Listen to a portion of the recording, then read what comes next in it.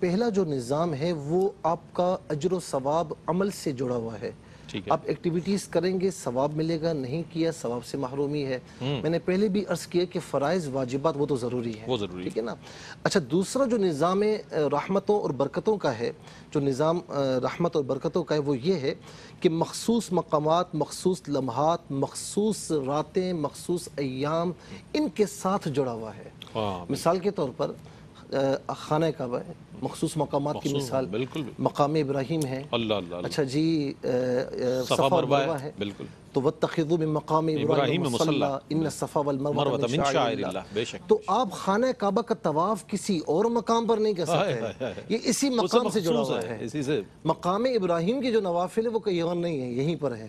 صفا مروہ کی سعی کہیں اور نہیں. حتیم سے بھی جی جی، حتیم ہے، حتیم کعبہ ہے، مقام عرفات ہے، مقام مزدلفہ ہے، مقام منی ہے. یہ تمام مقامات کی مثال. پھر ایام کی، راتوں کی، دنوں کی، لمحات کی سب سے بڑی مثال شہر رمضان، رمضان کا مہینہ، الذی انزل فیہ القرآن ہدی للناس، کہ رمضان کا مہینہ. اب یہ رحمتیں اور برکتیں ان اوقات اور لمحات کے ساتھ، مقامات کے ساتھ جڑی ہوئی ہیں. ٹھیک ہے، صحیح ہے نا. اب یہ رحمتیں تو برس رہی ہیں، اب کوئی بندہ چاہے تو اسے حاصل کرے، چاہے تو وہ محروم رہے. اچھا، اسی طریقے سے ان ایام میں سے ایک دن جو ہے وہ نصف شعبان المعظم کا دن ہے. انہی راتوں میں سے ایک رات نصف شعبان المعظم کی رات ہے. یہ رات معمولی رات نہیں، یہ بڑی اہمیت کی رات ہے. جو چاہے اس کو حاصل کرے، جو حاصل کرے گا وہ خوش نصیب ہوگا. میرے مصطفیٰ صلی اللہ تعالی علیہ وسلم جب روزے دار ہیں کثرت سے، یعنی ماہ رمضان کے علاوہ کبھی کبھار آپ روزہ چھوڑ بھی دیا کرتے ہیں تاکہ امت کے لیے شاق نہ ہو، لیکن ماہ شعبان میں کثرت سے روزے رکھتے ہیں. تو سیدہ عائشہ رضی اللہ تعالی عنہ سے بھی مروی ہے، حضرت اسامہ رضی اللہ عنہ سے بھی مروی ہے، یہ یا رسول اللہ آپ اتنے روزے کثرت سے کیوں رکھتے ہیں؟ فرمایا کہ یہ وہ مہینہ ہے کہ جس سے لوگ غافل ہیں، اور اس مہینے میں اللہ تبارک و تعالیٰ کی بارگاہ میں اعمال پیش کیے جاتے ہیں. میں یہ چاہتا ہوں کہ میرا اعمال نامہ، یہ کون کہہ رہا ہے؟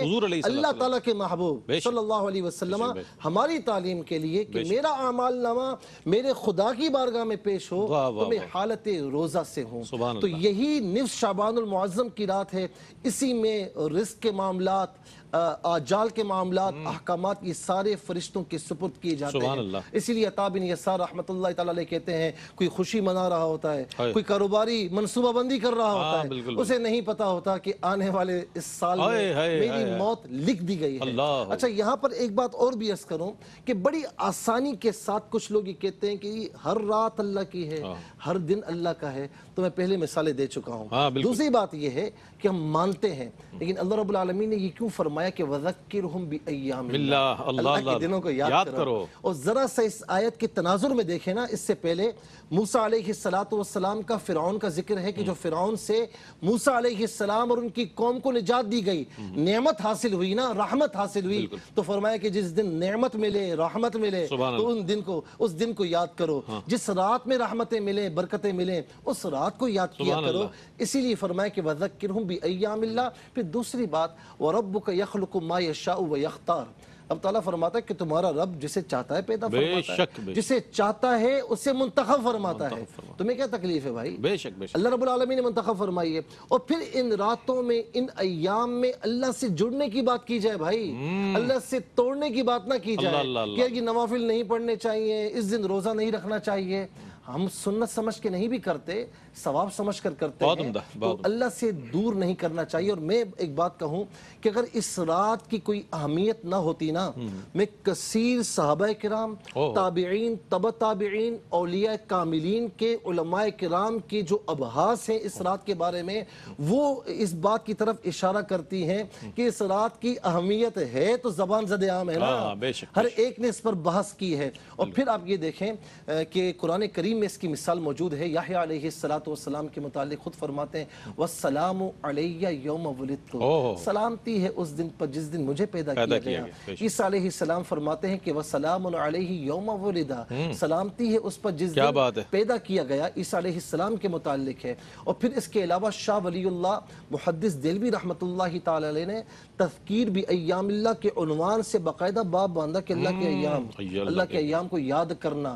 شاہ عبدالحق محدث دہلوی رحمۃ اللہ تعالی علیہ نے ما کتب السنہ فی ایام السنہ میں مختلف باب ابواب باندھے اور اس بات پر بحث کی کہ یہ اللہ کے ایام ہیں، یہ اللہ کی راتیں ہیں، تو لہٰذا اس رات کی بڑی اہمیت ہے، اس اہمیت کو ضائع نہیں۔ بہت اچھی بات مفتی صاحب نے، ایک بہت بڑا کنفیوژن جو ہے لوگوں کے ذہن میں، نہیں جناب یہ روایت جو ہے کمزور ہے اور یہ حدیث ضعیف ہے یوں کر کے، یعنی کہ وہ چیز بہت اچھی بات بتائی، کسی شخص کو، کسی مقام کو، کسی وقت کو، کسی رات کو، کسی تاریخ کو اللہ نے اہمیت اور فضیلت دے دی تو مجھے اور آپ کو چاہیے کہ ہم بھی اس کی تعظیم کریں۔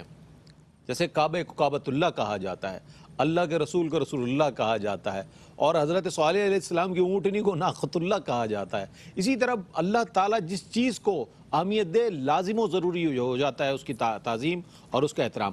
اب جب اہمیت بڑی صراحت کے ساتھ مفتی صاحب نے ماشاءاللہ مختلف مثالیں دے کر جو ہے اپنے جواب کو مکمل فرمایا۔